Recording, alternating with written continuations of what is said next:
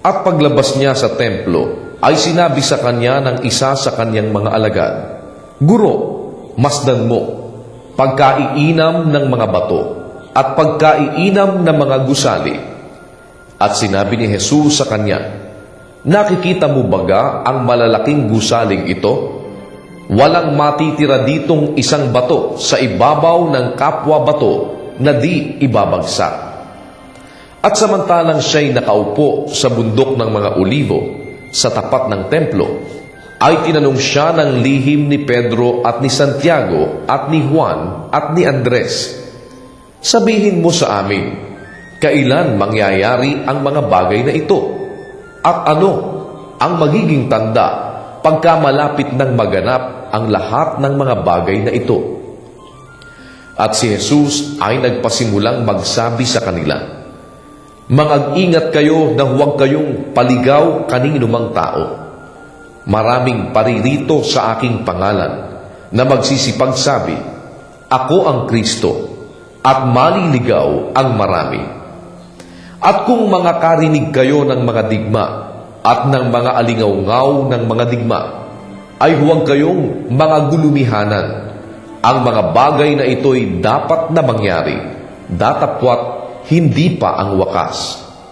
Sapagkat magtitindig ang bansa laban sa bansa, at ang kaharian laban sa kaharian, at lilindol sa iba't ibang dako, magkakagutom.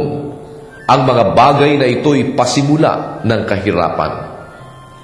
Datapwat mag-ingat kayo sa inyong sarili, sapagkat kayo'y ibibigay nila sa mga Sanedrin, at kayo'y hahampasin sa mga sinagoga, at kayo'y magsisitindig sa harap ng mga gobernador at ng mga hari dahil sa akin, na bilang patotoo sa kanila.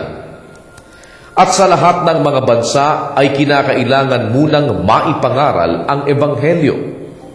At pagka kayo'y dinala sa harap ng mga kapulungan at kayo'y ibigay, ay huwag kayong mga balisa kung ano ang inyong sasabihin. Datapwat ang ipagkaloob sa inyo sa oras na yaon ay siya ninyong sabihin, sapagkat hindi kayo ang magsasalita, kundi ang Espiritu Santo. At ibibigay ng kapatid sa kamatayan ang kapatid, at ng ama ang kanyang anak, at magsisipaghimagsik ang mga anak laban sa mga magulang, at sila'y ipapapatay. At kayo'y kapupuotan ng lahat ng mga tao dahil sa aking pangalan.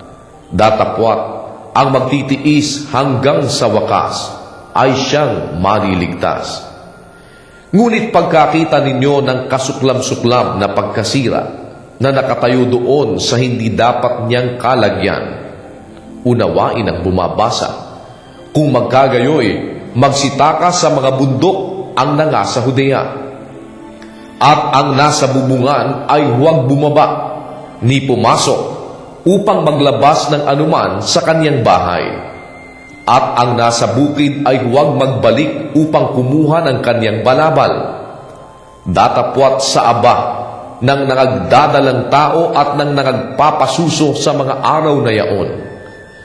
At magsipanalangin kayo na ito'y huwag mangyari sa panahong tag-inaw, sapagkat ang mga araw na yaon ay magiging kapighatian, na ang gayo'y di pa nangyayari buhat sa pasimula ng paglalang na nilikha ng Diyos hanggang ngayon, at ni hindi na mangyayari kailanman.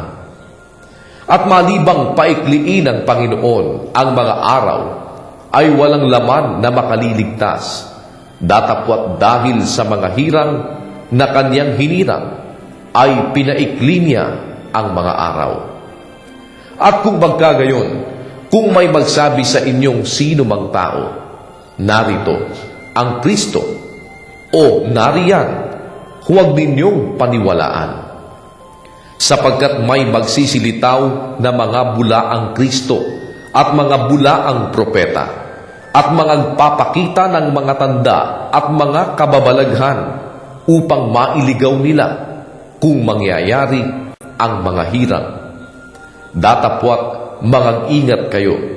Narito, ipinagpauna ko nang sinabi sa inyo ang lahat ng mga bagay, Ngunit sa mga araw na yaon, pagkatapos ng kapighatiang yaon, ay magdidilim ang araw, at ang buwan ay hindi magbibigay ng kanyang liwanag.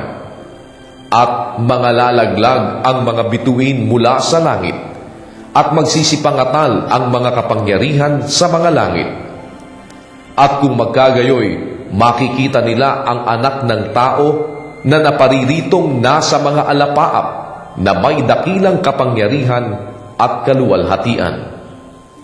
At kung magkagayoy, susuguin niya ang mga anghel at titipunin ang kaniyang mga hinirang mula sa apat na hangin, mula sa wakas ng lupa hanggang sa dulo ng langit. Sa puno nga ng igos ay pag-aralan ninyo ang kaniyang talinhaga.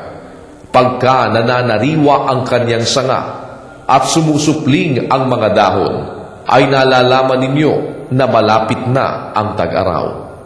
Gayon din naman kayo, pagka nakita ninyong nangyari ang mga bagay na ito, ay talastasin ninyo na siya'y malapit na, nasa mga pintuan nga. Katotohanan sinasabi ko sa inyo, hindi lilipas ang lahing ito hanggang sa mga ganap ang lahat ng mga bagay na ito. Ang langit at ang lupa ay lilipas, datapwat ang aking mga salita ay hindi lilipas. Ngunit tungkol sa araw o oras na yaon ay walang nakakaalam, kahit ang mga anghel sa langit, kahit ang anak, kundi ang Ama. Kayo'y mag-ingat, magpuyat at magsipanalangin, sapagkat hindi ninyo nalalaman kung kailan kaya ang panahon.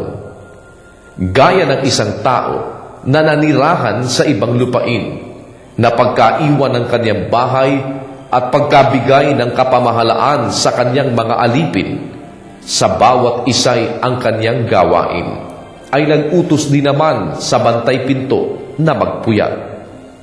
Mangagpuyat nga kayo, sapagkat hindi ninyo nalalaman kung kailan paririto ang Panginoon ng bahay, kung sa hapon o sa hating gabi, o sa pagtilaok ng manok, o sa umaga.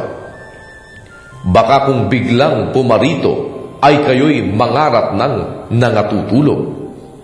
At ang sinasabi ko sa inyo, ay sinasabi ko sa lahat, mangagpuyat kayo.